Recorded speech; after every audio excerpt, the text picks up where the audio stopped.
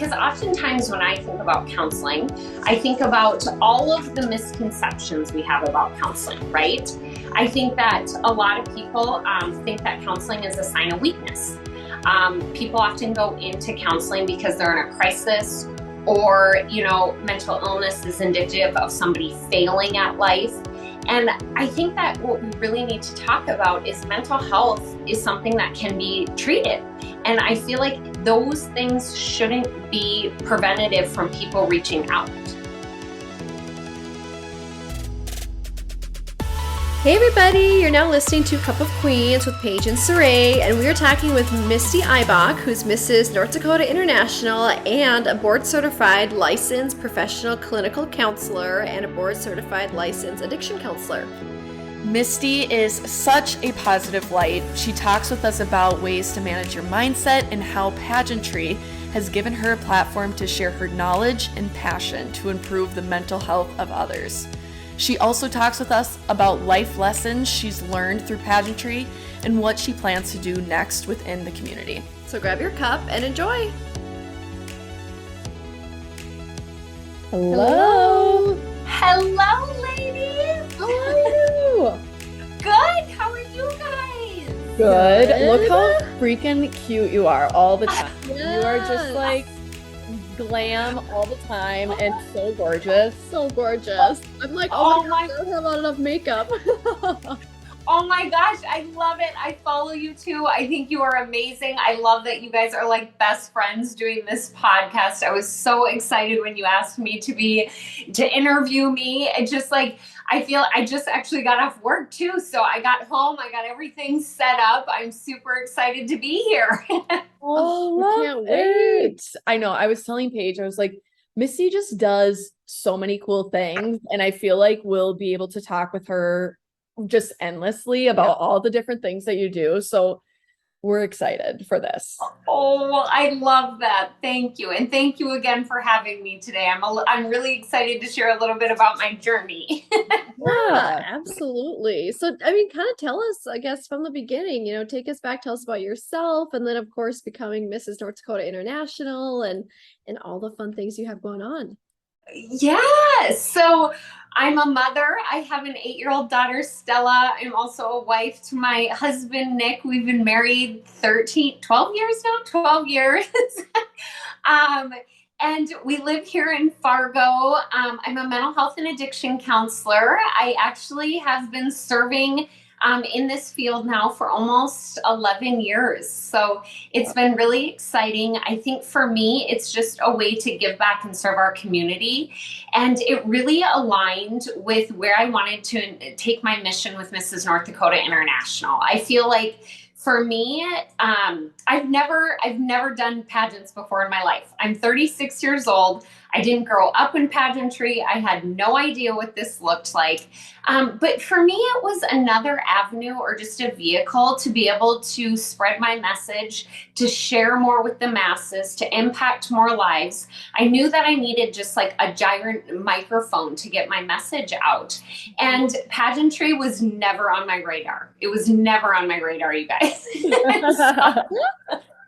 People ask me all the time, like, so have you been doing this since you were little? I'm like, no, I'm 36. I've never done pageants before. Oh my God. And then you just win. Like, hello. Yes. But, here's where I found that it aligned so well is I wanted to be with a system that had women of substance. I wanted women who it wasn't defined by just beauty. These women are gorgeous and they're wonderful and they're all the things. But I tell people like the sash and the crown are beautiful. However, they mean nothing until you put your feet to the pavement and you start doing the work inside your communities. And what I saw in this system was the women were doing the work. They were making a difference and they were changing lives. And I met with previous title holders who I've been watching for years. And I just decided after talking to them, they had a stronger belief in me than I believed in myself. And that was incredible to me to just be amongst a community and a culture of positivity. Wow. That's so cool. I think that is such a great statement of Mhm. the system that you were in, because pageantry is something that people have a very hard thought biasness to it. I mean, people Mhm. have their ideas of what pageantry is, and it's what we see on TV and what maybe you see from afar. But until you speak with someone, which Paige and I have both known a couple of people who've gone through pageants that Mhm. are in different systems, and they are like incredible. Mhm. Mhm. I think that's, I even had, so kind of a funny backstory. Someone from this system had reached out to me 7 years ago, and they had said, like, have you ever thought about doing a pageant? Like, we would love for you to sign up and to compete. And I was like, I'm married. They were like, that's how foreign I am to pageantry. They were like, yeah, we have a Mrs. division. And I was like, oh. But I truly believe in timing. And for me at that point, the timing was not right. And so I decided, like 7 years later, when I had reached out to these women and started talking to them and hearing about their story and seeing the impacts that they were making in their communities, not only their communities or their state, nationwide, globally, I just knew, like, okay, maybe I want to learn more. And I quickly figured out that pageantry was not at all what I thought it was going to be. That is incredible. And It's I really cool. and I love that. And I want to hear more about your platform, because that was really what it sounds like sparked you to want to get in this and gave you the microphone. So tell us what that message was. Yeah, so my platform is called Shine Your Light. As a mental health and addiction counselor, what I was seeing, even past COVID, while we were in COVID, while we were coming out of COVID, it was like these spiked rates of depression and anxiety. People were isolated, they were secluded, they weren't able to connect with their usual support systems. And so I really wanted to get out there to speak more, to do more, to serve more, to just be more in terms of really normalizing the conversations around mental health and even addiction issues. Because I think a lot of people learn to cope with these things using substances. And we aren't normalizing those conversations. We aren't breaking down the barriers in communication and saying it's okay to reach out when we need help. And I am a firm believer that no one can do life on their own. We all need a little help sometimes. And I'm even a counselor who needed counseling, and I am not afraid or ashamed to say that. I think for a long time, I didn't tell a soul because I was like, how am I going to practice this if I need help myself? And I just decided, like, this makes me human. This is what these challenges in life that I was experiencing, those make me human. And so I wanted to get out there, but I really wanted to tap into our younger generations because I feel like those are the people that sometimes need it the most, just to hear somebody say, like, it's okay to reach out. It's okay to talk to somebody when you're not feeling well, mentally or physically, because I feel like our mental health is just as important, if not more important, than our physical health. And so I developed my platform called Shine Your Light. So I have spoken to thousands of children, 50 to 75 classrooms across our state.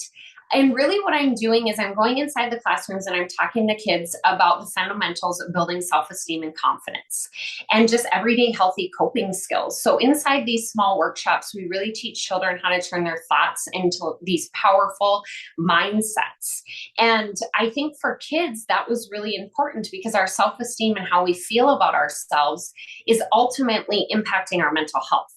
And so I've dived into larger cities as well as rural communities because I feel like rural communities really need assistance sometimes, and really just gave them the tools and the resources that they needed, and just to show my face, because sometimes therapy can be really intimidating.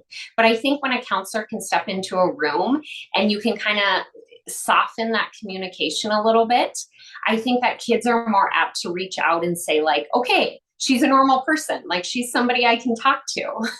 Wow. And I really like too how you talk about normalizing it and having that conversation and normalizing, the stigma, and that you're not alone and it's okay to seek help and advice. And that just really radiates too all throughout your everyday life. So what are some of the biggest like life lessons or maybe those really cool success pieces or stories that you've seen throughout your journey talking with the schools and the kids and the community? Yeah, I think, for me, it's like I wanted kids to see because I feel like I always laugh. I'm like, people could put a sash and a crown on for like the most eating hot dogs contest and people just like listen to you. I don't know what it is. So it was like, I feel like for me, it was the successes of seeing people actually open up, seeing kids open up or talk to me or talk to their teachers then or get the help that they need, knowing that they were going to have this incredible support system backing them up. Because oftentimes when I think about counseling, I think about all of the misconceptions we have about counseling, right? I think that a lot of people think that counseling is a sign of weakness. People often go into counseling because they're in a crisis or, mental illness is indicative of somebody failing at life. And I think that what we really need to talk about is mental health is something that can be treated. And I feel like those things shouldn't be preventative from people reaching out. I often, hear a lot of times even phrases that the community uses, and I talk to children about this too, is you're not crazy and you're not insane when you reach out for help. Mm-hmm. I think that those words can be very hurtful and also prevent people, again, from seeking the help that they need. People, have asked me all the time, like, when is the perfect time to go into counseling? Mm. And truthfully, anytime. I don't think you need to be in a crisis. I don't think you need to be in any negative state of mind. I see people all the time who their lives are going amazing and wonderful and things are positive and they just want to stay on track. Mm-hmm. And I think that we're always growing and evolving people. And so I feel like any time is the perfect time to start counseling. So when I start to share those things with kids and break down that you're not crazy, you're not insane, it's not a sign of failure or weakness, I think like just being able to bring that relatable piece to kids and saying like, it's okay, has been some of like the greatest successes I've had with the tours I've been experiencing. Mm-hmm. Yeah. And kind of going back to a little bit how you said that you're not crazy, you're not insane, and there's really no perfect or right time. What are other misconceptions that you see in your job every day around mental health or counseling?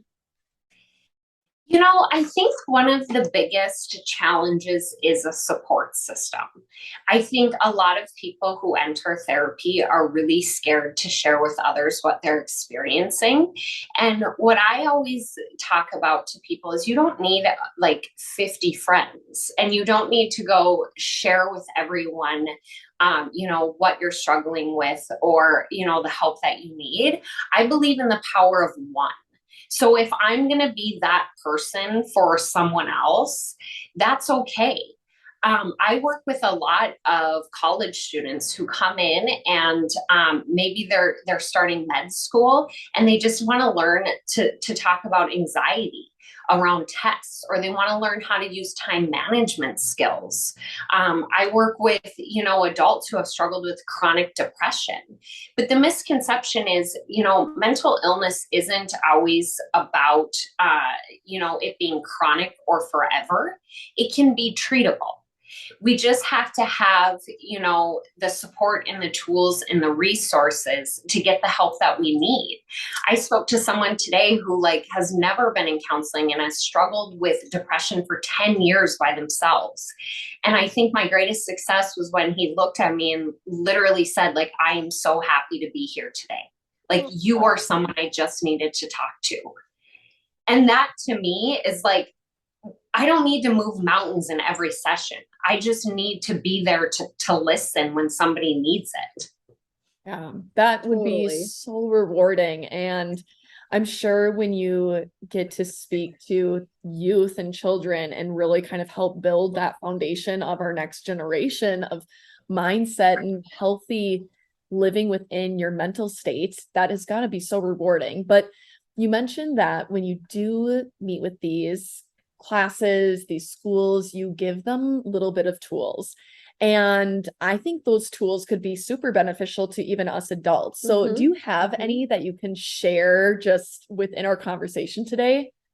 Yeah. So for me, I think counseling is really about, or even when I share with people, is really learning who we are, right? Because I think a lot of times we lose a sense of purpose, or we lose a sense of who we are and the unique qualities that we have to offer. I know with kids, I love to share, because I think with even mental health issues, I think a great way or a great tool to take care of your mind is sometimes to do things that we enjoy. And that sounds simple, but I'll tell you, like, I ask clients all the time, like, what do you enjoy? And they're like, I don't know. I have no idea. I ask kids even. You've definitely said that. Like, I don't have any hobbies.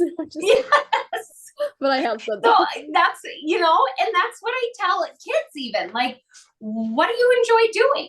Like, spend 30 minutes a day filling your cup, doing something that you enjoy.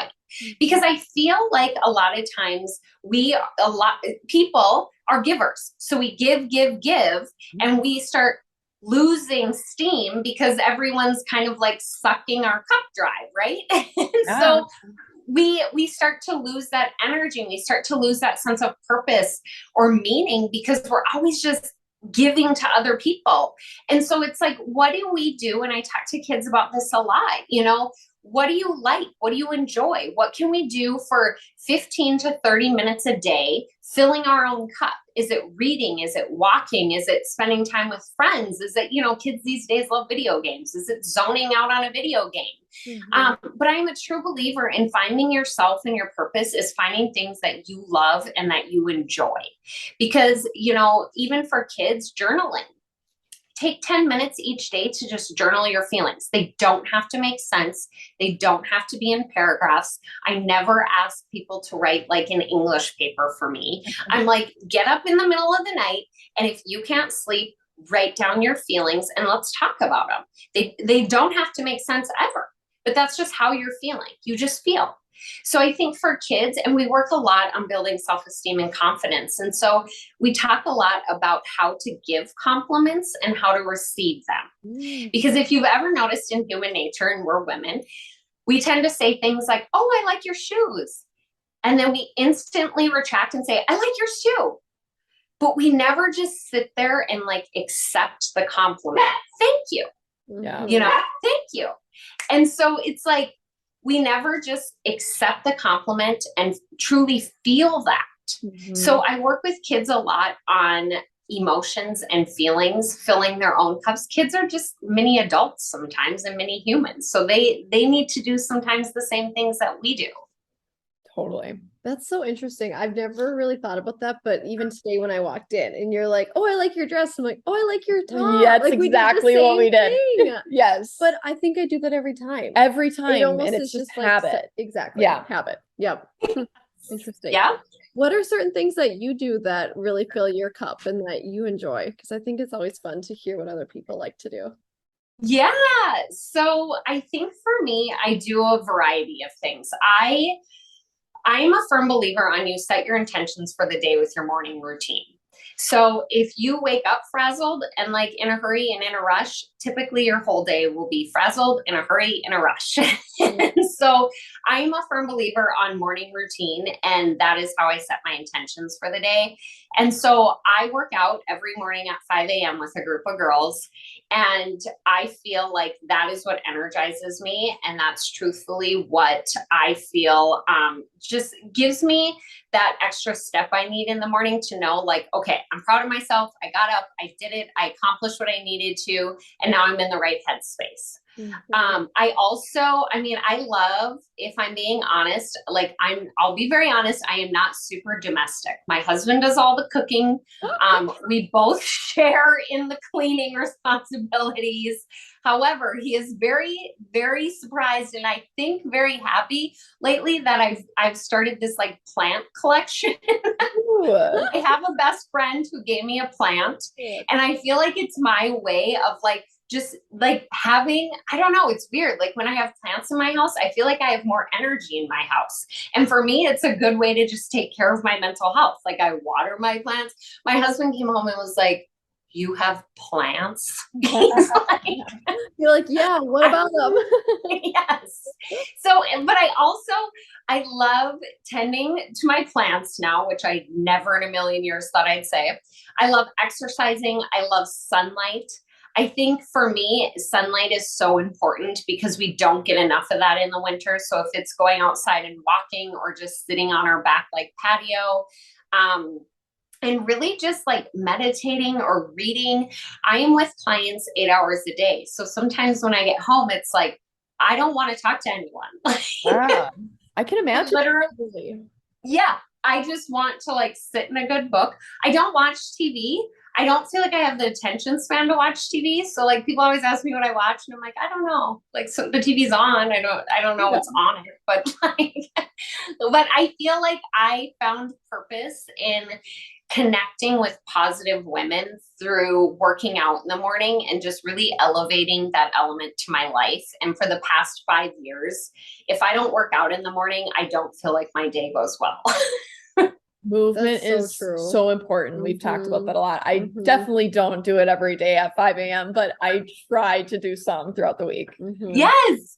Moving your body. I'm a firm believer that like when you're not having a good day, when you're not having a good moment, you need to move your body and change your energy state. So going for a walk, my daughter told me last night I was dancing around my house and I was like singing to her because I do that a lot. And she's like, I would be so embarrassed if my friends were over right now. Call them up. Yes. So moving my body is a great way. I feel like that I take care of my mental health. I just have to be moving. Yeah, I love it. And I also love that you have that support system of women that you work out with. I think that is hugely important and probably really helps you accomplish that goal. And I would imagine you were able to network with incredible women going back to the pageant conversation. And I'd love to speak on just your experience within that whole system, that whole platform, and what did you learn within that pageant journey? Yeah. So I feel like what I've learned even since I've gotten older is because I too, and part of the reason that I went to counseling was I struggle with anxiety. I've struggled with anxiety since I was a freshman in college. I went to the ER 5 times thinking I was having a heart attack, partly because growing up, nobody in my family talked about mental health. We didn't talk about, my grandfather died by suicide. And I feel like I was trying to navigate that journey because we never talked about it. We never talked about my own journey with anxiety. And so I always felt like in order for me to feel okay with certain situations or occasions, I have to be prepared. And so going into nationals, that was huge for me to know, like, I was going to go in and give it 110%, knowing that I was going to walk away with every ounce of pride I could. I didn't fail in any area because I practiced and I got coaches and I learned how. I love belly to belly. So the interview section was my favorite piece. I think a lot of people don't even know what you're scored on. And so 50% of it is interview, and it's 5 interviews. It's 5 judges in a round robin style. You get 5 minutes with each judge. And what I really loved about this system was they knew who you were. They have watched every move of yours through your social media accounts. You have hashtags that link up to what they're looking at, which I loved, because there is like one question in pageantry that I wish they would take out, and it is, tell me about yourself.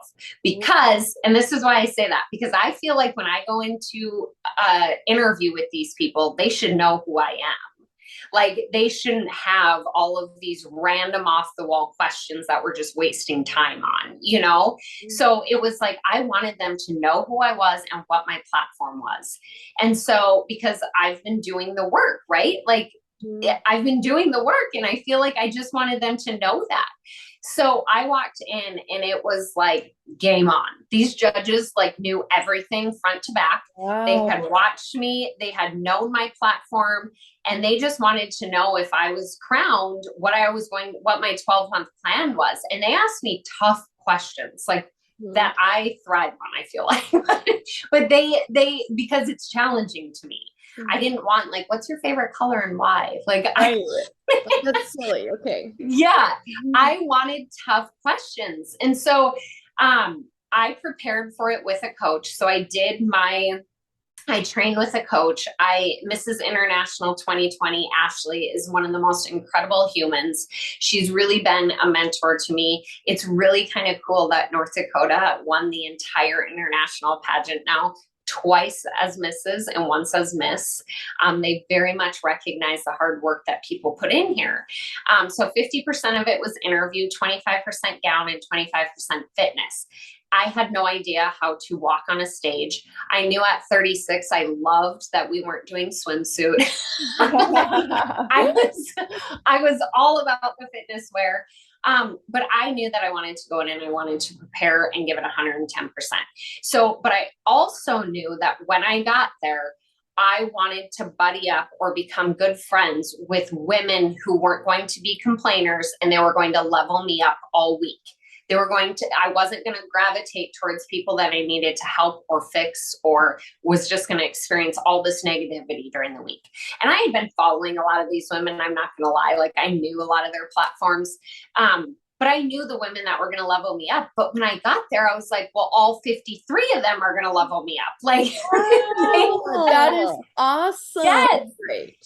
There was not one mean girl. I loved them all. Several of us did hair and makeup in the morning at like, sometimes it was like 4 a.m. makeup calls. And it was such an experience of positivity.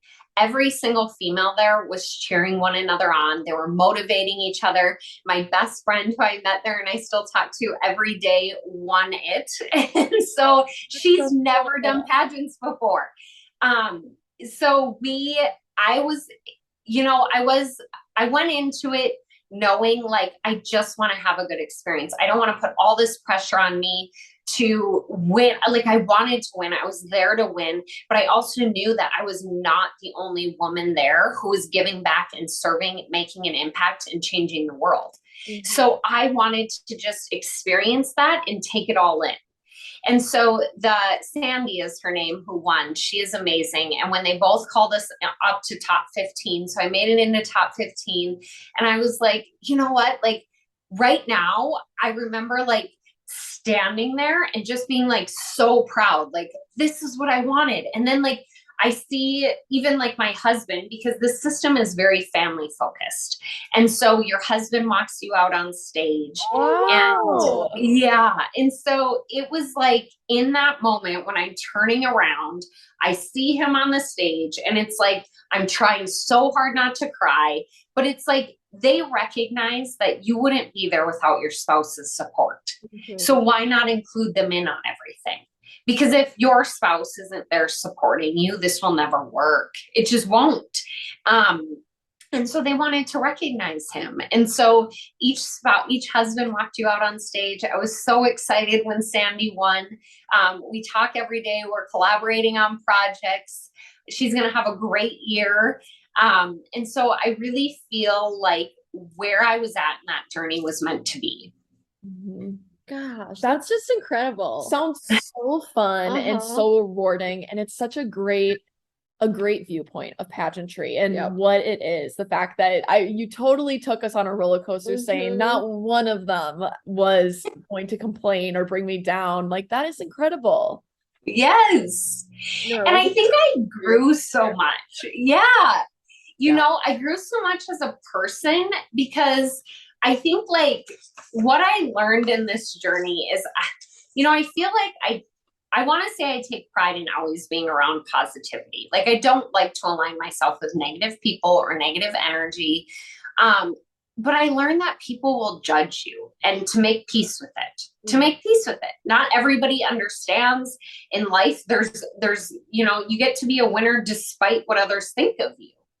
And so I think that for me, it was really, just knowing like, and accepting and making peace with people will judge me, expect it, and let them be wrong. Mm-hmm. And that doesn't speak about me, it speaks about them. Mm-hmm. And, we're responsible for our own thoughts and judgments. And that was really hard for me because in human nature, I feel like it's hard to hear those things. And so I feel like in pageantry, it was like I made peace with people just maybe not understanding it and not getting it, and that being more about them and less about me. And I didn't experience it a lot. Like I heard from a lot of women in their stories were kind of heartbreaking. Like they didn't have a good support system. People didn't understand it. People didn't get it. But I really take, there's a lot of hope in our community that people really gravitated towards lifting me up and allowing my platform to be out there, whether it was in the media or, you two lovely girls with your podcast. I feel like people have been really supportive, and I will never, ever take that for granted. That is incredible. I love that about North Dakota too, because I feel like we are a very, we're a small state, so that tight-knit community and just being able to support and lift others up is so cool. Yeah. Yeah. It is very clear that your mindset is like, it was very relevant in your experience within pageantry and obviously within your job. So we do have a game for you that we want to play. It's called Misty's Mindset, and we are going to give you a couple scenarios, and we would just love to hear how you approach each of these. Okay. All right. Are you ready for the first one? I'm ready. Okay. So you're having a bad day. How do you cheer yourself up? Oh gosh, I feel like for me, I think when I'm having a bad day or when things aren't going right, I have a support system that I know are always on speed dial. I think for me, it's when I'm having a bad day, I either call my mom and I talk to my mom. I like to get out into the sun. I just like to walk. I like to breathe. I like to take it in. And I've learned to not be so reactive because take a step back. I think for me, it's like I've learned when I'm having a bad day, ultimately what I like to do is go to my journal and write 10 things I'm grateful for. Because I think it's so easy for me to get into, and not just me, but people in general. I work with kids a lot when I travel to school, so I call it stinking thinking. And we can sit in stinking thinking for a long time. However, if we're able to turn it around and I'm able to go to my journal and I'm able to write 10 things I'm grateful for, by the time I leave that page, I usually can turn it around. Yep. Love it. That's so good. Okay, you have a busy work week ahead. What is the best way to help prepare yourself? Yeah, so for me, and it's kind of funny, I worked with a client today on this. I'm a firm believer in like checklists and being able to check it off and time block. I think that there is an important source within a calendar, and I am not tech savvy, so I really like to write it all down, and I block out everything, meaning from the time I wake up and that being me time to the time I go to bed. So it's all on a calendar. I know the busy week ahead. What I like to do is on Sunday nights, sit down with my husband and go over our schedules, because nothing is going to like pop up impulsively or, mess with my plans. And that's life. Sometimes I get it. I can be, flexible in those areas. But I think Sunday nights, it's really an important time to just connect with yourself and connect maybe with your spouse and just talk about your week ahead and what you have going on.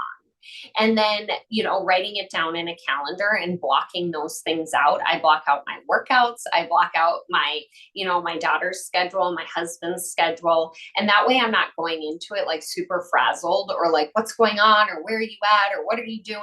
Mm-hmm. And I gotta be honest, I've gotten really, really good about using my tribe. My coworkers were telling me this today. They're like, your husband travels that much? Because I started this new job, which I love. And the coworkers are like, I didn't know your husband traveled this much. So when I know I have a busy week, I lean on my tribe, and I've learned to be okay with it. I've, talked to, her nanny, and she helps me out maybe on hours that she isn't scheduled. But I think it's important to know, like, people like helping people. So if you have a busy week ahead, it's okay to say, like, I need help. Totally. Mhm. Yeah. That's great advice. Well, something else, our next question is related to other people. You notice your best friend has not been themselves. How do you approach the situation with care? And this will be our last one. For that, for me, it's simply just reaching out and saying, are you okay? Mm-hmm. And I think we overanalyze or overthink things sometimes. And I think some of the times in which I've been struggling, for somebody else just to reach out and say, like, are you okay? Mhm. Would have meant the world to me. Yeah. Because as a best friend, like, I think we have a good enough connection to just ask that question and be able to let the floodgates open. Because oftentimes as humans, and I preach this a lot to my clients, we don't need to say the perfect thing. We don't need to come up with this perfect script of, like, how we're going to approach perfect situations or perfect scenarios. It doesn't happen in real life. And so simply saying, are you okay? Is there anything you need, or is there something I can help you with? Mhm. And sometimes they don't even know. They might not even know. Yeah. But I think just another person asking that question, or simply validating your feelings, knowing that they're recognizing something's different with you, goes a long way. Mhm. Killed Gosh, it. you should write a Yes. book. I know. We're gonna send you some other ones That's that so you good. should answer, and we'll post them on social. But Yeah. we'll send some other questions that we have for you. Mhm. Okay. Yes, I would love that. Yeah. So our last question before we kind of get into how people can connect with you would be, what does a queen mean to you? And I think your answer is going to be just great. I think a queen to me means that I'm not here to be served. I am here to serve other people. I think being kind and gracious, and just as well as generous to just ourselves, our communities, to our state. I thought a lot about what I wanted my mission to look like and what I wanted my reign to look like. And that was truthfully, like, it wasn't about this sash and this crown. I wanted people to know that in January, when I give this up, I'm still going to be doing the work. Mhm. And I think, just for me, it's like utilizing your talents and your skills and helping others to just really make the world a better place. And so I wanted people to know that even in January, I'm still me. This sash and this crown will go in the box that's sitting next to me, but I'm still going to be putting my feet to the pavement, and I'm still going to be doing the work. And so I'm not here to be served. I'm here to serve other people. And that has always been my mission in my career, in my life. As Mrs. North Dakota, that never changed. Mhm. Well said. That We was need more people like you in yes, the we world. need more people in the world. Yes. And everyone is going to want to connect with you and follow along with your journey, whatever it is that you are doing, because you have a lot of gifts to give. So tell everyone where they can find you, how they can connect. Yeah. So my Facebook pages, my personal one is Misty Ibach, as well as my Instagram, Misty Ibach. And then my Instagram, as well as my Facebook, Mrs.